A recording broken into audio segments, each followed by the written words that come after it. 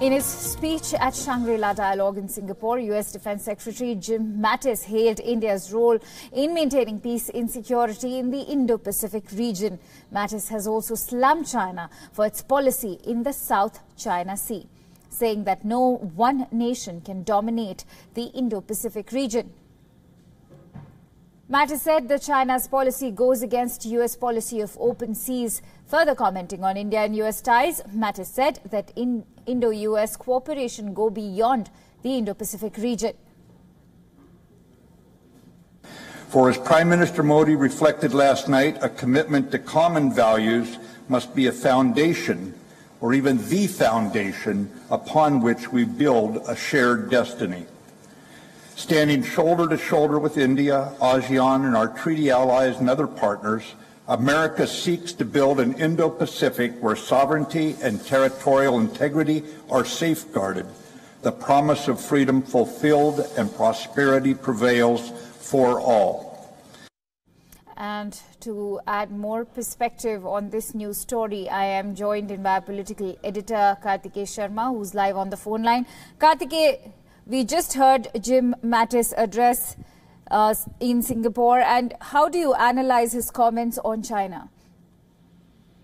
I think they are, as per the, I would say, brief, because America has taken a hawkish position on China, one. Secondly, America has always been saying that China should follow the rule-based order. China is changing the order. America is feeling the pinch. That's the whole issue. Americans changed the world order through World War II, and because there was so much of disruption in the world, they emerged as a superpower. Now, for some time, they had a co-hegemon in USSR, but the whole issue right now is, if you look at this completely from the strategic affairs view, Mattis is saying that by creating a situation where you have attrition in the Pacific, no one will benefit. See, one has to understand one of the biggest haters of war during World War II was also gone to jungles of Borneo and to China. So all these issues are very, very important. And China has remade the South China Sea. They have built a reef in the Spratly Islands.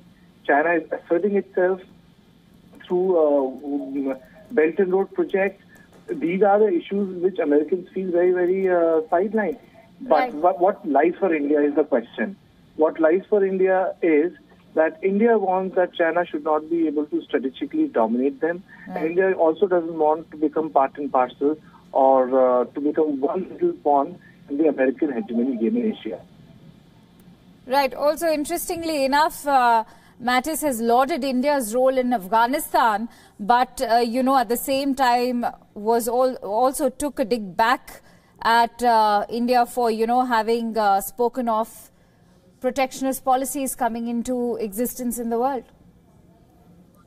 Absolutely. You see, there are a couple of contradictions here. America at one point of time supported Pakistan because it supported their interests in Afghanistan. See, foreign policy is about what benefits you. Foreign policy then is married to ideals. But the principal expression of a country's foreign policy is to better your domestic agenda. Now, what betters domestic agenda for Americans better than Indians coming out and supporting the United States of America and China? But India also understands that China is a neighbor. That is why Wuhan happened. That is why Sochi happened. Russia and China are closer to India, Bangladesh closer to India than the United States of America. India knows that. Right. Thank you, Kartikeya, for bringing us all those details. I am also joined in by our correspondent, Siddhant Sibal. Let's quickly go across to Siddhant. Siddhant, we just heard Jim Mattis, and, he's also commented majorly on China, and he stated that, consequences for China for ignoring international community might be very serious. How do you analyze his views here at an international platform, especially when it comes to China? Well, very strong statement made by the U.S. Defense Secretary in Singapore at the Shangri-La dialogue. Today is the second day of the dialogue. And of course, his substantial speech was focused on China, how China should not indulge in coercive activities, something that is intimidating to its neighbors. The U.S. Defense Secretary also said that he will be going to Beijing, but he also lauded India's role as a country that is democratic and that supports freedom of navigation. And on a very important question of Quad, which is the new formation that's taking place between India, U.S., Australia, and Japan, he said that it's an idea that is fixed for its time. An important statement, because this order could be important, because many are saying that can be pitted against China, but largely it was about China's policies that are hegemonic. One of the delegates here in Singapore from the China that even America is sending its warship into South China Sea. That is militarization. He said, no, that's not militarization. That's just passing of the seas on international waterways.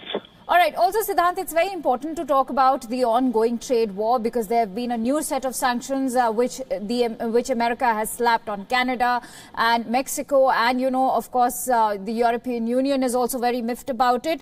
And Prime Minister Modi, interestingly enough, addressed the protectionist policies coming into existence at his speech yesterday. I would like to know from you, what was Jim Mattis, his take on America's protectionist policies? Jim Mattis was silent on this. He didn't spoke on protectionist policies. He didn't spoke about the trade issues that are going on. His substantial speech was focusing on China, how China's hegemonic policies are disturbing the world order, and how U.S. is a Pacific country. It has been a Pacific country for 2 years. That is what Jim Mattis had to say, but largely silent on this. But this is an issue that's going to haunt U.S. for a long time, because yesterday, when the Indian Prime Minister spoke at the Shangri-La dialogue, he spoke substantially on the protectionist policies, and he said that walls should not be built because they will stop a solution that's good for the world. All right. Interestingly enough, Siddhant, Jim Mattis did mention that we do not practice predatory economics and no one nation should dominate Indo-Pacific. So he very interestingly, you know, just diverted the entire conversation to China instead of addressing to US itself. But thank you so much, Siddhant, for bringing us all those details. We will continue to track the latest on Prime Minister's visit to Singapore.